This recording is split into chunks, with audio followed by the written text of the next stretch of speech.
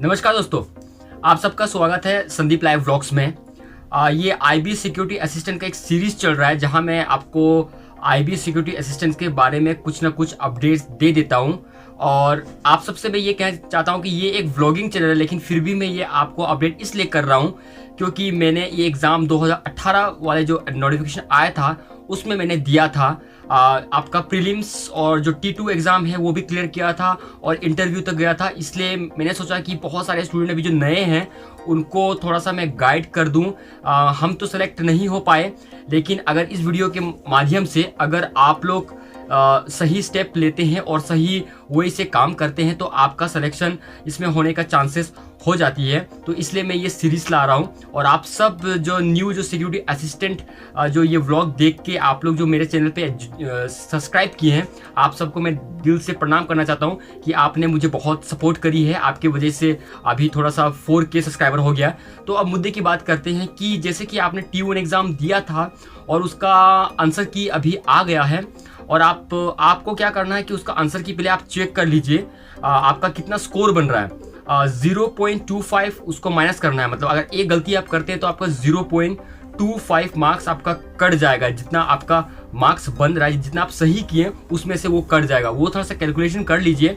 और खुद मैंने अभी 4 बच्चों का कैलकुलेट किया तो क्वेश्चन पेपर भी मैंने देखा उनका, तो सबके क्वेश्चन पेपर थोड़ा सा डिफरेंट था और क्वेश्चंस का लेवल तो इजी तो बिल्कुल नहीं था, इजी टू मॉडरेट इसको बोल सकते हैं हम लोग। अब आपको क्या करना है कि T2 में क्या होगा इसके लिए आप रेडी हो जाइए। नोटिफिकेशन में जो लिखा गया है UR को 3.5 लाना है और OBC को 3.4 लाना है, ऐसे करके कुछ दिया हुआ है।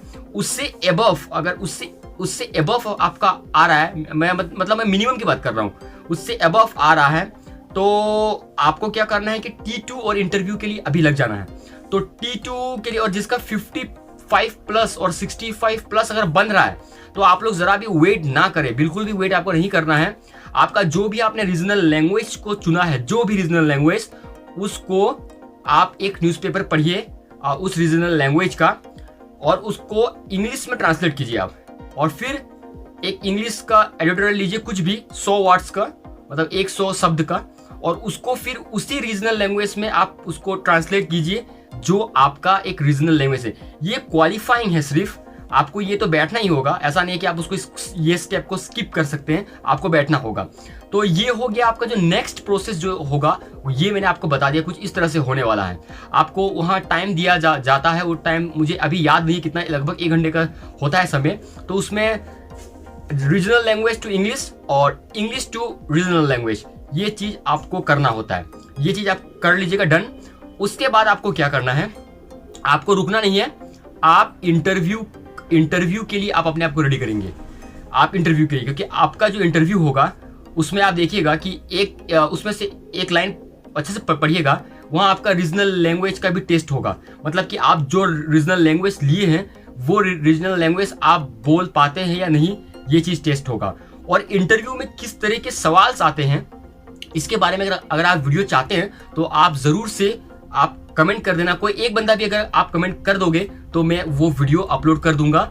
और आपको जो भी इसमें सवाल जो होते हैं और कहाँ से सवाल उठाते हैं ये भी मैं आपके साथ शेयर कर दूंगा। क्योंकि जब मैंने इंटरव्यू दी थी तो ऐसे ऐसे सवाल थी जो मैंने सोचा भी नहीं था कि ये सब सवाल उन लोग पूछ सकते हैं। मतलब मुझे लगा कि क्लास 10 लेवल का जॉब है तो कोई उतना इशू, जो टेक्निकल इशू होता है वो सब चीज़ में उन लोग नहीं जाएंगे। बट जब सवाल जब उन्होंने किया तो क्या हुआ कि ऐसा सवाल मुझसे उन्होंने कर दिया कि कुछ सवाल का तो जवाब मुझे भी नहीं पता था, क्योंकि मुझे ये तक आइडिया नहीं था उस समय कि मुझे उस लेवल का सवाल भी करके जाना है। तो जितने भी भाई अभी सिक्योरिटी असिस्टेंट का एग्जाम दिए हो तो आप लोग इस जॉब को 10th लेवल तक का ही मत सोच के जाना कि 10th लेवल में क्या एग्जाम होगा। बहुत डिफरेंस हो जाती है, क्योंकि आप ही देखिए कि एक 10th लेवल के एग्जाम में आपका इंटरव्यू ले रहे हैं और वो भी वहाँ इंटरव्यू में कम से कम मिनिमम 3 लोग तो बैठेंगे, वहाँ 3 लोग बैठेंगे और आपका एग्जाम इंटरव्यू ले रहे हैं उन लोग। तो समझ जाइए कि इस जॉब का कितना इंपॉर्टेंस हो जाता है। तो इसलिए फ्रेंड्स, जितने भी भाई लोग अभी जो एसए सिक्योरिटी असिस्टेंट का जो एग्जाम दिए हो और आंसर की चेक कर लीजिए, अपना कितना स्कोर बन रहा है आपका वो देखिए और T2 के लिए आप लोग लग जाइए। उसके बाद आप लोग अपने आप को इंटरव्यू के लिए मतलब रेडी कीजिए। तो इंटरव्यू के मैं थोड़ा सा हिंट्स आपको दे देता हूँ। हो सकता है कि इसके बाद में इसके लिए मैं वीडियो अपलोड ना कर पाऊँ, तो मैं आपको इंटरव्यू को भी थोड़ा सा बोल देता हूँ। सबसे पहले आपका अपना इंट्रोडक्शन आपको पूछा जाएगा कि इंट्रोड्यूस योरसेल्फ, सिंपल है। उसके बाद आपको नंबर 1 क्वेश्चन यही होगा कि आप अपने आप को इंट्रोड्यूस कीजिए, और इंट्रोड्यूस में आप अपने हिसाब से जिस तरह से आप अपना इंट्रोडक्शन करना चाहते हैं आप कर लीजिएगा। ये हुआ नंबर 1 सवाल। उसके बाद नंबर 2 सवाल जो होता है उन लोगों का ना, वो बहुत ट्रिकी होता है, क्योंकि जैसे आपने इंट्रोड्यूस योरसेल्फ कर लिया, उतने में वो समझ गया कि आप जो वहाँ का जो माहौल को हैंडल कर पा रहे हैं या नहीं कर पा रहे हैं, उन लोगों को मालूम चल जाती है। उसके बाद जो दूसरा सवाल होगा वो आपका डेफ से होगा। मतलब डेफ मतलब उनको पता होगा कि उनके पास सब आइडिया रहता है कि कौन सा सवाल आपको करना है। तो हो सकता है कि आप जिस शहर से बिलोंग करते हैं, जिस जगह से बिलोंग करते हैं, तो उस जगह का इंपॉर्टेंट प्लेस क्या क्या है ये सब तो पूछे। मुझको तो पूछा था उन्होंने कि मैं जहाँ से रहता था उसके अगल बगल का डिस्ट्रिक्ट मुझे पूछा था। फिर उसके अगल बगल का सोचिए, उसके अगल बगल का इंटरनेशनल जो बाउंड्री है उसके बारे में उन्होंने पूछ लिया था। तो ये मैं नंबर 2 सवाल पे रख देता हूँ। और नंबर 3 सवाल में पूछा जाता है, बहुत कम लोगों को पूछा जाता है। अगर आपको पूछ लिया तो सोचिए कि आपको वो लोग पसंद करने लगे। उन लोग पूछते हैं व्हाट इज इंटेलिजेंस। ये अगर सवाल आपको कर देते हैं कि व्हाट इज इंटेलिजेंस, तो इसका आंसर आप लोग अपने स्टाइल से ढूंढना।